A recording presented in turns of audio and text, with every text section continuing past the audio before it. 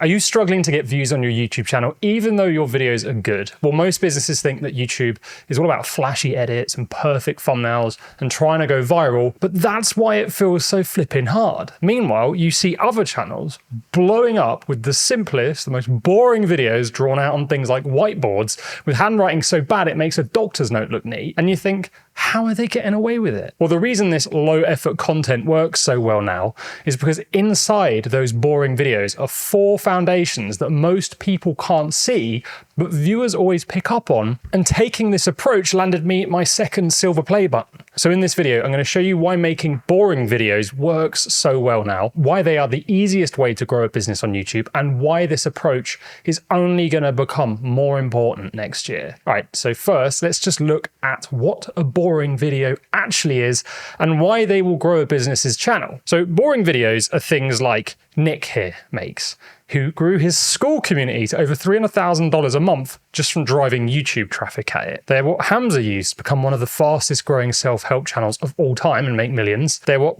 the Wizard Liz uses to get massive views. And really, they kind of look unplanned and they come across as very authentic, and they can be of any real length. Now, the visual in these boring videos are often non-existent, maybe a whiteboard, a few scribbles, or something drawn out on some paper. And these channels just seem to crush it for views and sales still. So that's a boring video.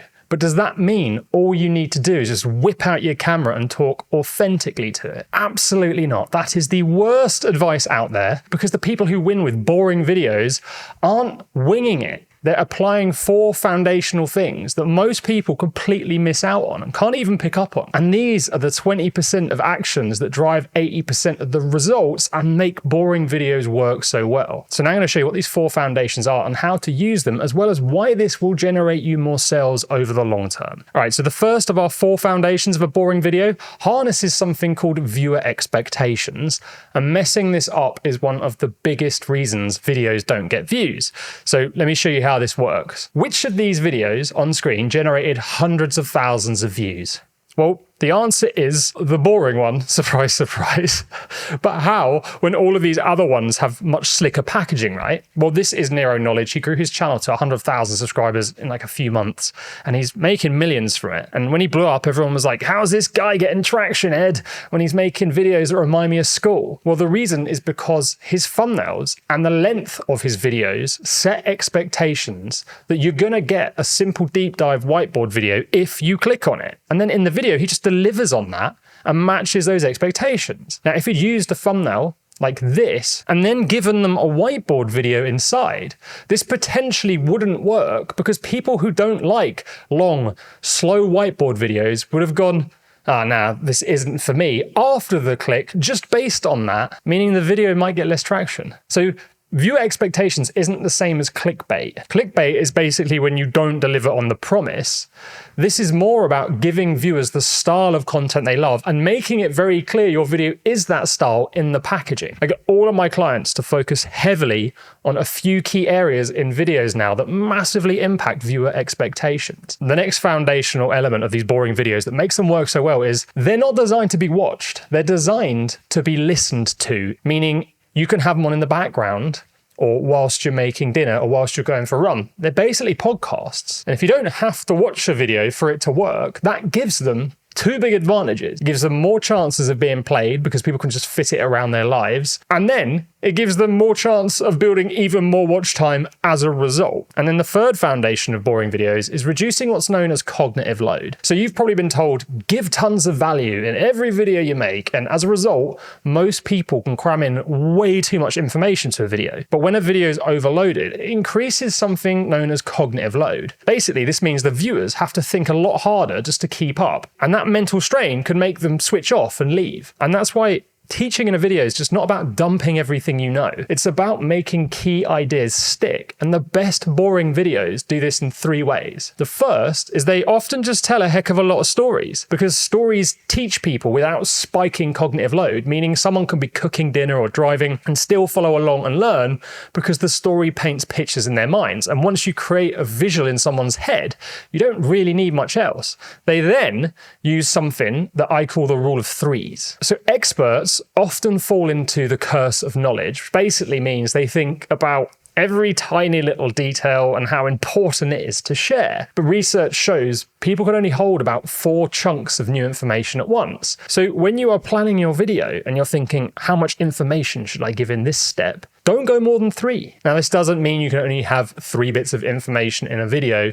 The point is, if you get into the habit of thinking in the rule of 3s, it will mean each section of your video isn't overloaded. And then the next way they keep cognitive load low is like this, with almost childlike, simple, kind of ugly visuals. Now, although these visuals are pretty pants, they work because too many creators, they clutter the screen with like really complex graphics, and they assume viewers know exactly where to look and won't get overloaded by all of that extra information that doesn't matter.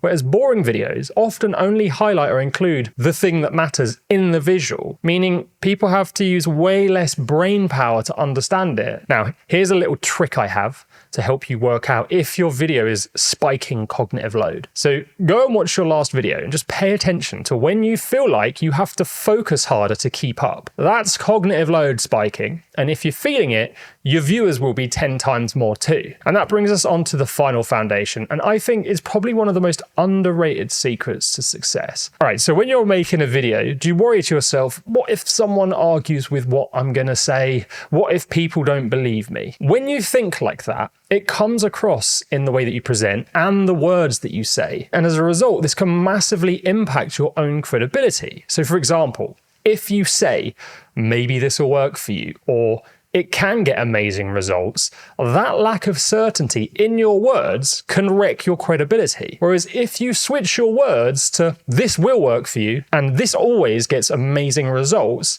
your certainty makes it sound like your advice comes from a place of experience, not a blog post that you've ripped off. Hamza, in particular, this guy was the master of this. So I'm going to throw a clip at you, check it out, and then I'll explain. When you're in the gym and you're lifting weights, there's something which is absolutely fundamental to making muscle, but that most people skip out on, which is how hard you train. So the best boring video creators in the world get so many views because they say everything as if they are just 100% certain it's true.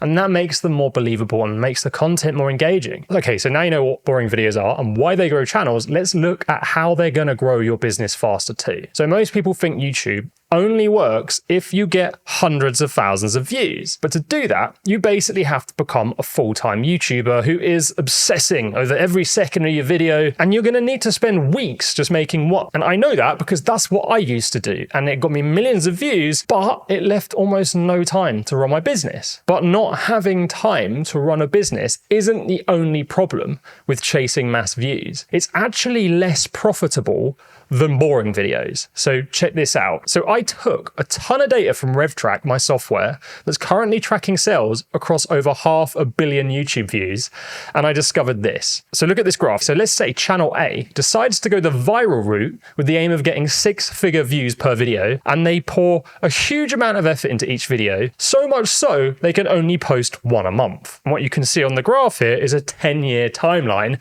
and you can see they start to make a lot of sales, right? But channel B takes the boring route and they post one simple video a week that takes 5 hours to make and get about 3,000 views on each one. Look at this. Eventually, channel B generates twice as many buyers, and after 4 years, their results become exponential just from remaining frequent and consistent. So boring videos don't just grow your channel, they'll allow you to get better business results over the long term with a fraction of the work because they're built on the right foundations and they keep you consistent. It's kind of like the story of the tortoise and the hare, right? Wait a second, hang on a sec. We got to stop the video. I've got to point something out. So I just told you that a channel who posts 4 simple videos a month wins long term based on some magic internet data I have. I didn't tell you how I worked out the formula to come up with this graph. I didn't tell you what metrics and benchmarks it's all based on because that will spike your cognitive load too much.